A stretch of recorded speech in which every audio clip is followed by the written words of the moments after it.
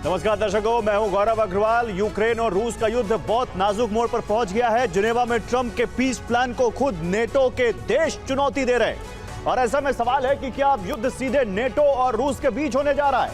क्या ट्रंप का नया शांति प्रस्ताव भी जेलेंस्की के लिए एक बड़ा सदमा साबित होने जा रहा है? क्या जिनेवा मीटिंग से पहले रूस पर यूक्रेन के भीषण हमलों के बाद पुतिन को प्रतिशोध का बड़ा मौका मिल गया है? सवाल यह भी है कि क्या जिनेवा मीटिंग के बाद युद्ध विराम होगा या महासंग्राम का सायरन बजने जा रहा है? असल में ट्रंप के प्रस्ताव ने जेलेंस्की को भी दुविधा में डाल दिया है कि आखिर वो करें क्या। जेलेंस्की अब उस हालत में पहुंच गए हैं जहां उन पर रूस के सामने सरेंडर का सबसे ज्यादा दबाव बन गया है। हालांकि जेलेंस्की ने अभी तक इस प्रस्ताव को खारिज नहीं किया है, लेकिन उनकी मदद करने वाले यूरोपीय देश और रूस के खिलाफ बढ़ते यूक्रेन के हमले बता रहे हैं कि यह युद्ध जेलेंस्की इतनी जल्दी खत्म नहीं करने वाले। तो क्या अब नेटो और रूस के बीच जंग का बिगुल बजने जा रहा है? इन सभी पहलुओं पर चर्चा करने के लिए मेरे साथ कुछ एक्सपर्ट भी हैं, लेकिन शुरुआत इस वक्त की बड़ी खबर से करते हैं। देखिए, रूस के विध्वंसक हमलों से दहल गया डोनेट्स्क का मिर्नोग्राद। डोनेट्स्क में लगातार रूस और यूक्रेन के बीच युद्ध चल रहा है। यूक्रेनी कब्जे वाले इलाकों में फैब 3000 बॉम्ब से अटैक किए गए।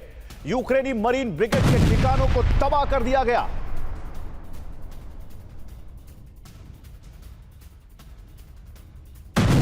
और यूक्रेन में रूस के स्वार्म ड्रोन अटैक का अलर्ट। स्वार्म ड्रोन अटैक का अलर्ट है। गुच्छे में आते हैं drone, swarm drone. War front पर यूक्रेनी सैन्य ठिकानों पर हमला। यूक्रेन के रडार सिस्टम को तबाह करने का रूसी दावा। और रूस के एनर्जी ठिकानों पर नॉन स्टॉप अटैक कर रहा है यूक्रेन। बेलगरोद, जो कि खार्किव के पास का शहर है रूस का, वहां पर भारी विस्फोट से हड़कंप मच गया। बेलगरोद के गैस स्टेशन में हुआ है बड़ा धमाका। तो ये देखिए, एक तरफ रूस यूक्रेन पर अटैक कर रहा है तो दूसरी तरफ यूक्रेन भी रूस को लगातार नुकसान पहुंचा रहा है, और स्पेशली वहां पर जहां पर एनर्जी प्रोड्यूस होती है। ये तीन खबरें देखिए, फैब 3000 बॉम्ब से रूस का अटैक, दूसरी तरफ यूक्रेनी सैन्य ठिकानों पर रूस का हमला, रडार सिस्टम को तबाह करने का रूसी दावा, और इसी बीच रूस ने को भी यूक्रेन ने नुकसान पहुंचाया और बेलगरोद में एक बड़ा विस्फोट हुआ जिससे हड़कंप मच गया, और यह विस्फोट हुआ एक गैस स्टेशन में।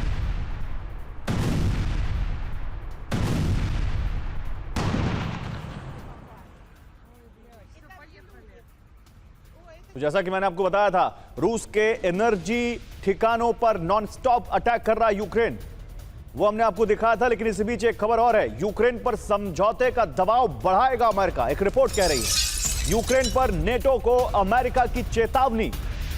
जेलेंस्की ने समझौता नहीं माना तो गंभीर नतीजे होंगे। कौन कह रहा है ये एक रिपोर्ट में कहा जा रहा है। भविष्य में और बदतर स्थिति का सामना करना होगा, अधिकारियों के हवाले से द गार्डियन की यह रिपोर्ट है।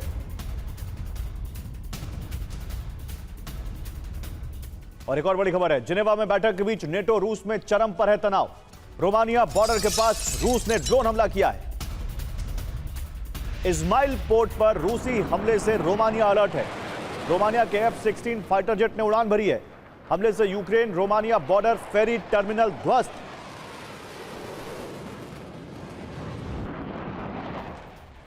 तो रोमानिया रूस के टारगेट पर क्यों आ गया है? आइए जल्दी से बिग वॉल पर बताता हूं आपको। दिखाइए पीसीआर यहां पर। देखिए, रोमानिया आखिर क्यों रूस के टारगेट पर है। रोमानिया के रास्ते यूक्रेन को हथियार सप्लाई की जा रही है, और रोमानिया खुद क्योंकि नेटो का सदस्य देश है, ब्लैक सी के करीब है रोमानिया, और रोमानिया में तैनात है यूएस का मिसाइल सिस्टम।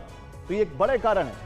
यूक्रेन को बिजली सप्लाई कर रहा है रोमानिया, तो जाहिर सी बात है दुश्मन का दोस्त दुश्मन ही होगा, और कैसे वो नेटो का मेंबर है तो रूस कैसे छोड़ दे। लेकिन इसी बीच क्या किसी भी वक्त रूस वर्सेस नेटो होगा, यह भी जानिए।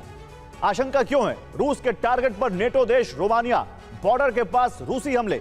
इस्माइल पोर्ट पर रूस ने अटैक किया, रोमानिया का पोर्ट है। यूक्रेन रोमानिया बॉर्डर पर मौजूद है यह पोर्ट। हमले से बॉर्डर क्रॉसिंग ध्वस्त हो गई। अटैक के बाद रोमानिया भी एक्शन मोड में आ गया। रोमानिया ने F-16 जेट उड़ा दिए अपने, और वो भी बॉर्डर पर वहां पर उड़ान भरने लगे। इस पर बात करने के लिए major general Sudhakar as defence expert और अचल मल्होत्रा फॉर्मर डिप्लोमेट, इस वक्त फॉर्मर एम्बेसडर, इस वक्त हमारे साथ जुड़ रहे हैं। आप सभी लोगों का बहुत स्वागत है। शुरुआत जनरल सुधाकर आपसे। जनरल सुधाकर, क्या अभी हम और बात करेंगे उस पर आगे, लेकिन क्या जेलेंस्की की दुविधा का असर अब यूरोप पर भी होगा? और क्या जेलेंस्की को अमेरिका ने जिस टाइट स्पॉट में डाला है, स्टेक पर क्या यूरोप आ चुका है और वो दिख रहा है?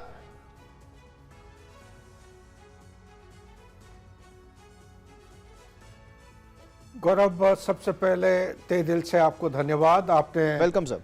आपके शो के लिए मुझे इनवाइट किया और मेरे जो डिस्टिंग्विश्ड को पैनलिस्ट हैं उनको मैं बधाई देना चाहता हूं।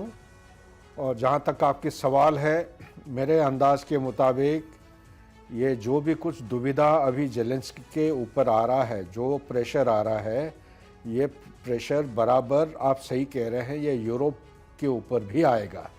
क्योंकि ये एक ही हाथ के ताली बजाने वाले हैं और वो नहीं चाह रहे कि ये लड़ाई समाप्त हो जाए।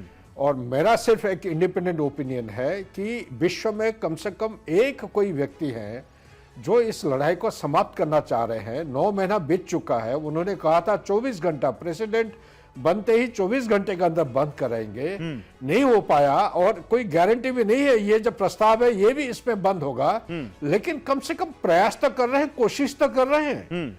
तो ये माइंडलेस कॉन्फ्लिक्ट को तो उसको समाप्त करने के लिए मैं तो ये कहूंगा ये एक रास्ता, सही रास्ता है। क्योंकि अगर कोई सोचता है कि रशिया जो 20% लैंड कैप्चर किया है, जो ऑक्यूपाई करके बैठा है, इसको वो सरेंडर करेगा, तो he is living in a devil's world. Russia का geopolitical cost is prohibitive. Putin कभी हार नहीं मानेगा किसी भी हालत में। जब तक हम बुनियादी जो असूलों को हम एड्रेस नहीं करेंगे, सिक्योरिटी चैलेंजेस, चुनौती को, रशिया की चुनौती को एड्रेस नहीं करेंगे, तब तक आप इस बीमारी का इलाज परमानेंट नहीं कर पाओगे, यह टेम्पररी रहेगा। प्रॉब्लम यहां पे आ जाता है तो कैसा यूक्रेन सोवरेनिटी, टेरिटोरियल इंटीग्रिटी को किस तरह अपना देश के अंदर रैटिफाई कैसे करेगा, क्योंकि एक डेमोक्रेटिक कंट्री है। जब तक उनका पार्लियामेंट इसको रैटिफाई नहीं करता है तो ये समझौता चाहे कोई भी कर ले, तब तक उसको एक्सेप्टेबल फॉर्म में इसको माना नहीं जाएगा। तो ये एक टेक्निकल पॉइंट है जहां पे अटक सकता है। लेकिन मैं डोनाल्ड ट्रंप साहब का जो भी है, अच्छा हो बुरा हो, ये लड़ाई को समाप्त करने के लिए जितना वो प्रयास कर रहे हैं उसके लिए मैं उनको बधाई देना चाहता हूं। और कोई रास्ता नहीं है, यही रास्ता है। इसी से ही वो लड़ाई को बंद कर सकते हैं। As is where is best.